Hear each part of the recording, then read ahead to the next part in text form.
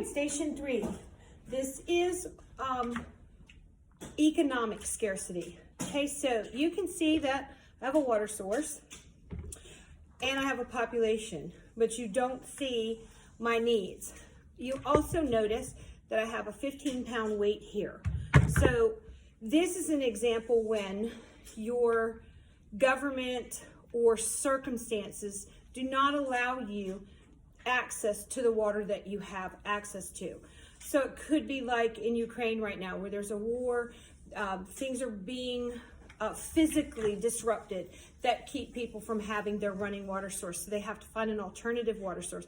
It could be that your government wants you to comply with some rules that they're wanting you to do and you don't want to, so they cut your water source off. So the weight signifies the trouble that you have to go through to get your sources or to fill your needs. So you take the weight and your needs are located in a different part of the room. You carry the weight to where your needs are.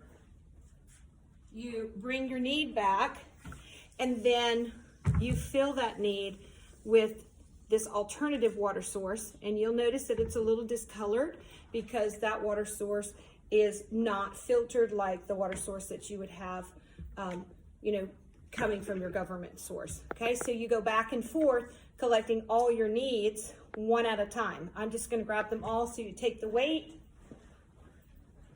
but again, in the 5-minute period, you would go back and forth until you're able to collect each of the needs. So you go get this need, fill it, take the weight, go back and get the next need, come back and fill it, take the weight, go get the next need, come back and fill it until you have received all of your agricultural needs, your 2 industrial needs, and your 2 human needs.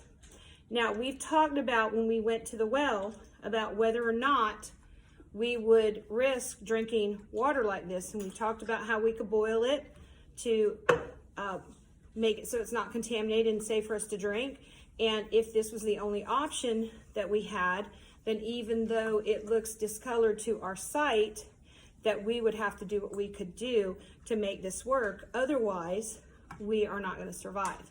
Okay, so again, you would take the weight, go get the next need, bring it back, fill it. So you can see with the alternative site, I've been able to fill all of my needs, and I still have some abundance in water left. So the supply is good.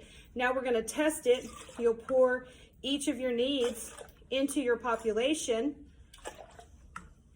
And if your needs are able to fill your population cup, then you have adequate water supply or the resource water to fulfill all the needs of your population.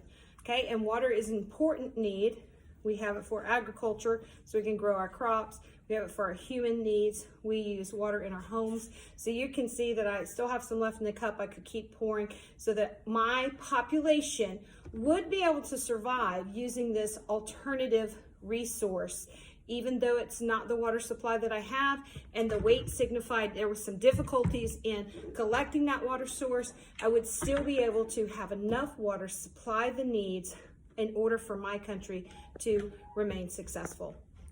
This is economic water scarcity, water station 3.